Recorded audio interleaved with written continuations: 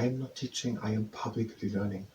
Hi and welcome to Learning for the Life in the UK test, part 609, while doing ECU tendon training. And if you participate in the ECU tendon training in the second half of the video, das ist ja auch the ECU tendons here, the training that part of those. We are trying to make a presentation about the Houses of Parliament. And yes, it's quite some time trying to understand what we mean with the system, how the people in the Houses of Lords, or House of Lords, become the people of the House of Lords. Since 1999, hereditary peers have lost the automatic right to attend the House of Lords. They now elect a few of their number to represent them in the House of Lords. Who is they? They now elect. Why should the members of the House of Lords select a few members of the House of Lords to represent the members of the House of Lords in the House of Lords? That doesn't make sense. Okay, they now elect the hereditary peers. The hereditary peers are electing a few hereditary peers to represent the hereditary peers in the House of Lords. It doesn't make sense. And how do we come to be hereditary peers?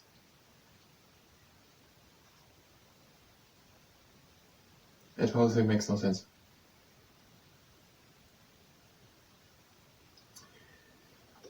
We're putting it apart. We know for the first thing. They are known as peers. They don't represent a constituency and are not elected. They are advised by their boss of their party to the monarch, and the monarch appoints them to become the life peers in the House of Parliament.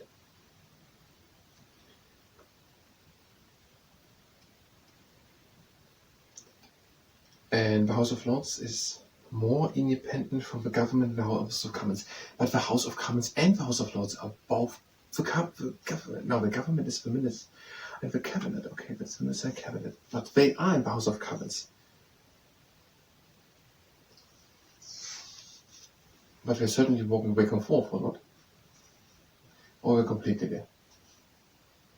Not the members of Parliament, maybe, but the Prime Minister. The House of Lords is normally more independent of the government than the House of Commons. Who is the government? The government is the Prime Minister and the Cabinet. Do they have a cabinet somewhere? They are the cabinet. This is just what they are called. They are in the House of Commons. Of course is now the House of Lords more independent than the House of Commons. But how is now the House of Lords dependent on the government? They are a part of the government. Here is now written that they can suggest or propose new laws. Now they are dependent on the House of Commons to agree to them, which are then discussed by the members of Parliament in the House of Commons.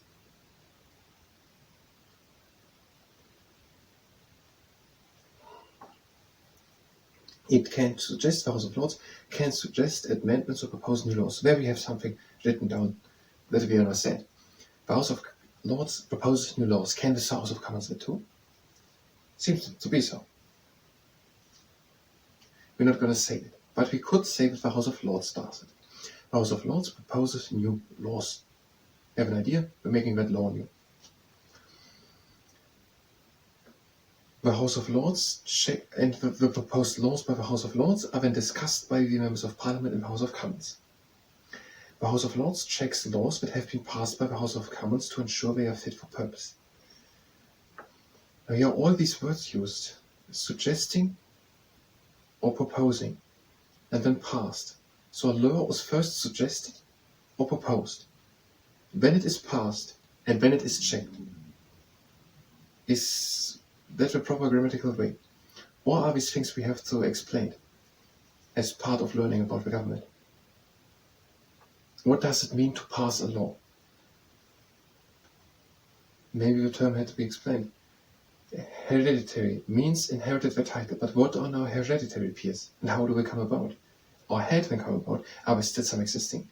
Because since 1999, so today, hereditaries have lost the automatic right, but they still seem to be existing.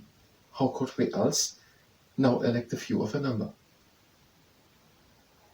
to represent themselves in the House of Lords?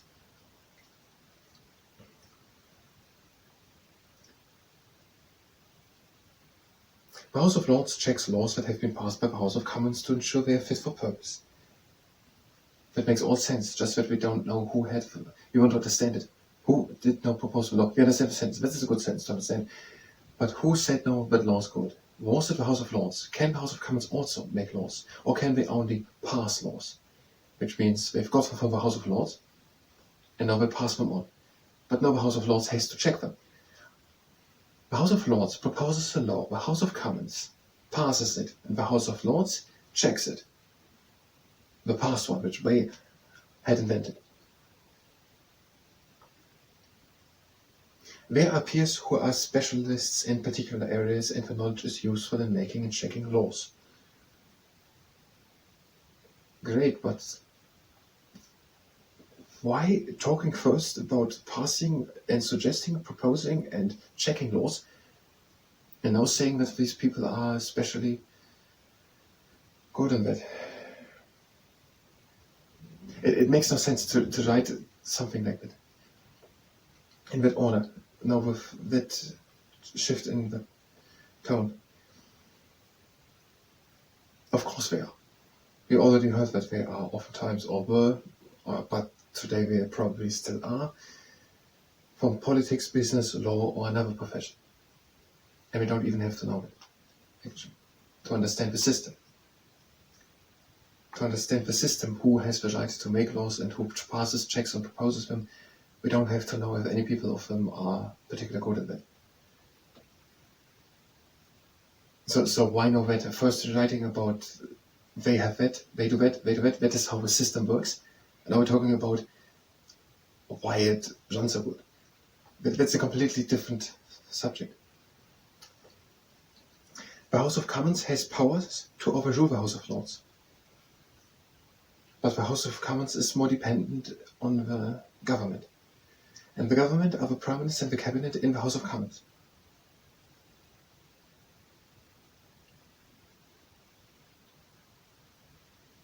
But we don't often, what means often? When we talked about the Northern Ireland Assembly being suspended, it suddenly was for many years. And not for 3 weeks or 3 days, but for many years. Yes, it was reinstated until then, but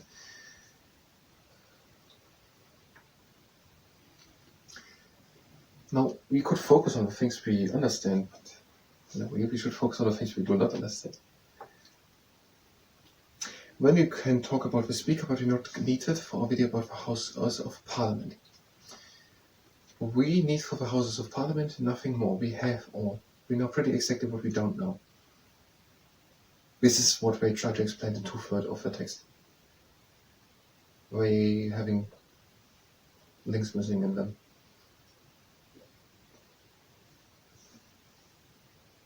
And at the end of the time, we have to do the ECU type training. If you're here now to maybe finally go on with preparing properly our video, we're basically stuck. It's I don't know, it must be over an hour in just finding it. In trying to understand what we mean. We don't mean it completely serious. We could look at somewhere else in a few seconds probably, but we see it a bit as well. Now we the people who have intended all parts, otherwise it's just me. Now we will do now the ECU 10 training. If you participate, that is at your own risk. If you're here for the Houses of Parliament, go to the next video, to the next part. How's it working? We're starting with a floodgate. So if you participate, that is at your own risk. Arms next to us and hands form to fists, and we bring them down. Holding that 1 to 2 seconds. And then up. And holding that 1 to 2 seconds. And I'm usually, the problem is always, I'm opening the book, and then I read 100 points which we understand, and when I'm coming over one which we don't understand, now I'm working on that. I try to understand it, and we're stuck. and again down. And now for a counterfeit money check. And we bring the fists up. And down. And here. We're having 3 rules. The first rule is that we're stopping immediately, again down, as soon as there's pain. The second rule is, again up, but we're going only as fast as we can go with a little bit of effort, again down, last time. And the third rule is that we're not overdoing it. Take a break if you like to. We just want to strengthen, not to exhaust, again. I'm using a tennis racket as a weight. A tennis racket is light, just around 300 grams, but it has a long lever. Choose what you use based on the 3 rules. We're doing the mannequin nickel. Take the lower arm and bring the hands slowly to the outside. Slowly. Also, I mean the 3 rules were that we're stopping immediately as soon as there's pain. To the outside of the water room. To the other side.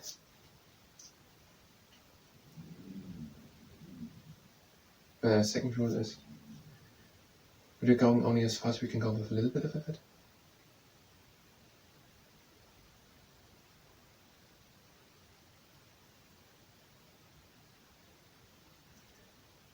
And the third rule is that we're not overdoing it. Why do we not use past tense?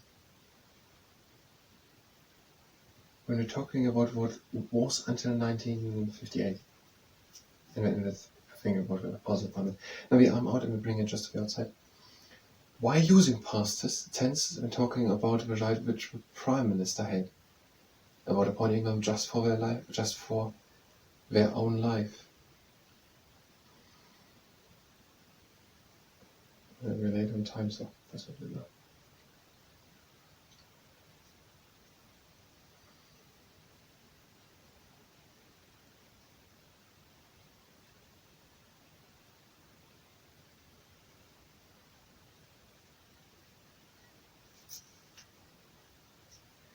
Will they ask anything to it?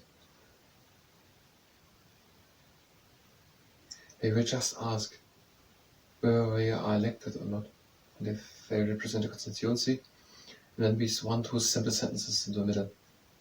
They are. Well, what is the difference between proposing, nominating, all these things? Now we're having, I don't know, we're taking the record from the top and we're bringing the R. Now, if a Prime Minister nominates VPs, they are then not directly there. Nomination means they are not there. And appointed means they have it there. What means now propose? It must mean the same as nominated. Maybe not that nominated. Propose means more broad. Nominated means specifically that one. And now, what did we even? We did the wrong exercise. It's not a problem. It was an exercise for ECU10. And now for the laptop. What means now propose? That is more broader. And again down. What means suggest? They use it in the same time, so from top and up. They are proposing or suggesting the law. So that means more or less the same. Do we also? They're using it. Just saying, hey, how about that? Now, nomination. What means nomination? That means, hey, about that. Or hey, about this. What means now appointing? That means this. I'm saying this. That's what we. Next exercise. You didn't know that one. Okay. And now you can use a towel or a t-shirt, some, whatever, and press onto it and bring it up. What means to pass a law? And what means to check a law? And is there a difference? And again up.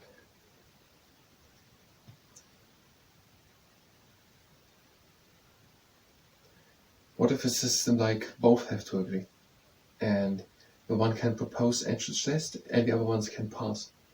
Whatever they do, if the House of Lords has, and again up, if the House of Lords has suggested or proposed a law, the House of Commons has to pass it, And when the House of Commons has passed a law, even if it was completely their own idea, it has to be checked by the House of Lords. Again, down. And last exercise, no last exercise. I thank you very much, and until next time.